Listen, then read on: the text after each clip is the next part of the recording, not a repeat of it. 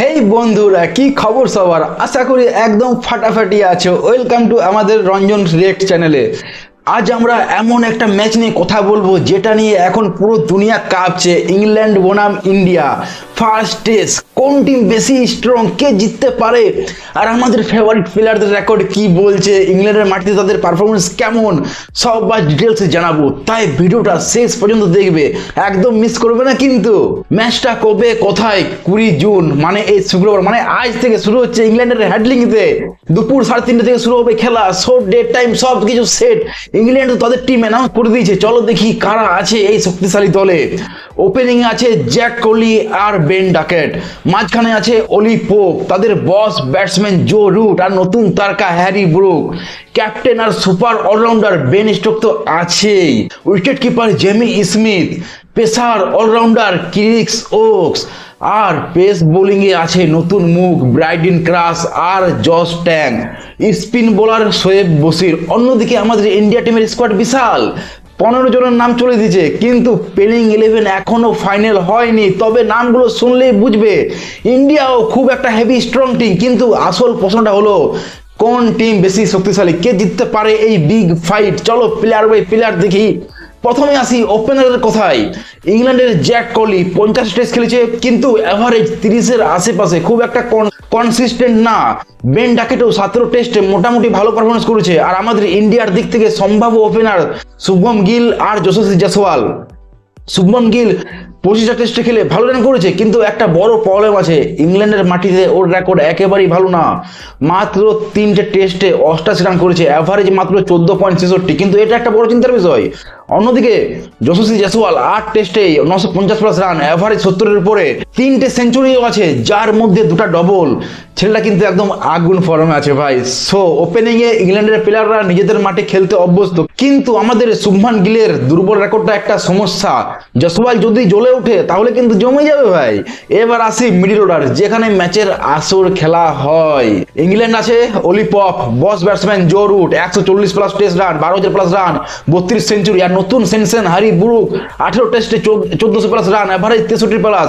এদের তিনজনই হেভি ফর্মে আছে আর বড় রান করতে পারে। আমাদের ইন্ডিয়ার সম্ভাব্য কেএল রাহুল 50 টেস্টে খেলে ভালোই অভিজ্ঞতা আছে, ভালো এক্সপিরিয়েন্স আছে, ইংল্যান্ডেও 2টো সেঞ্চুরি করেছে।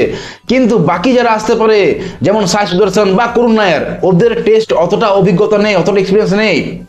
মিডল অর্ডারে ইংল্যান্ড আমাদের থেকে কিছুটা এগিয়ে, ওদের রুট আর ব্রুক এখন টেস্টের টপ প্লেয়ার।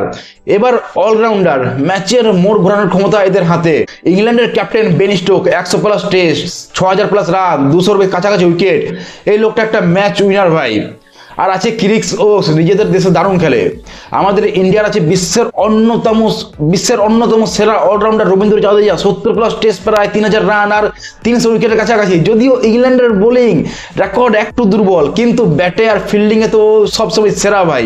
আর আছে আমাদের লর্ড শার্দুল ঠাকুর, 11 টেস্টে প্রায় 300 রান, 30 উইকেট। আর ইংল্যান্ডে ওর রেকর্ড দারুণ ভাই, 3 টেস্টে প্রায় 110 রান আর 10 উইকেট।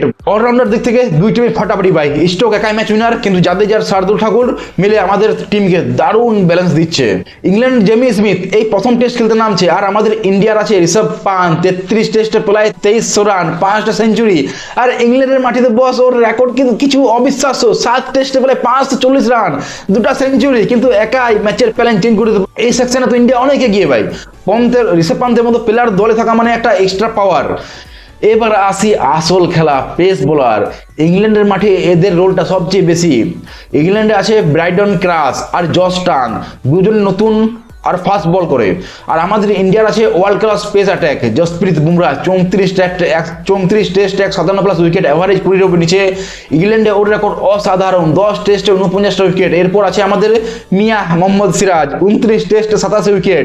ইংল্যান্ডে ওর রেকর্ড দারুণ আছে, 4 টেস্টে 14 উইকেট। পেস বোলিংয়ে তো ইন্ডিয়া একদম বস ভাই। বুমরা আর সিরাজের মতো প্লেয়ার থাকলে যে কোনো ব্যাটিং লাইন আপকে গুড়িয়ে দেওয়া সম্ভব। সবশেষে স্পিন বোলার, ইংল্যান্ড আছে তরুণ শোয়েব বশির, 3 টেস্টে 17 উইকেট নিয়েছে। আর আমাদের ইন্ডিয়ার আছে কুলদীপ যাদব, 13 টেস্টে 50 উইকেট। ইংল্যান্ডও ভালো পারফর্ম করেছে, আর রবীন্দ্র জাদেজা তো আছেই। স্পিন বিভাগে ইন্ডিয়া তো অনেক এগিয়ে ভাই। কুলদীপ আর জাদেজা মিলে যে কোনো উইকেটে ব্যাটসম্যানদের ভোগাতে পারে। তাহলে সব রেকর্ড আর ইংল্যান্ডের মাঠে প্লেয়ারদের পারফরমেন্স দেখার পর কি বুঝলাম? দেখো ভাই, কাগজের হিসেব বলছে ইন্ডিয়ার টিমটাই বেশি ব্যালেন্সড আর স্ট্রং মনে হচ্ছে। আমাদের পেসাররা ইংল্যান্ডে দারুণ পারফর্ম করেছে। ঋষভ পান্ত ফর্মে আছে, কিন্তু শুভমন গিলের ইংল্যান্ডে দুর্বল রেকর্ডটা একটু চিন্তায় ফেলেছে বস। আর ইংল্যান্ডের কথা বলতে গেলে ওরা নিজেদের মাঠে তো সবসময় ডেঞ্জারাস, বাজবল ক্রিকেট খেলে ওরা, অল্প সময়ে ম্যাচের চেহারা বদলে দিতে পারে। Joe Root, Harry Brook, Ben Stoke এরা সবাই ম্যাচ উইনার। আমার ফাইনাল প্রেডিকশন যদি বলি তাহলে হলো ভাই ইন্ডিয়া এই ম্যাচটা জেতার জন্য একটু বেশি ফেভারিট। যদি আমাদের ব্যাটসম্যানরা ইংল্যান্ডের সুইং কন্ডিশনে মানিয়ে নিতে পারে আর বোলাররা তাদের সেরাটা দিতে পারে তাহলে ভাই আমরাই জিতবো। কিন্তু ইংল্যান্ডেও নিজেদের মাঠে সহজে হার মানবে না ভাই, তাই একটা হাড্ডাহাড্ডি ম্যাচ আমরা দেখতে চলেছি।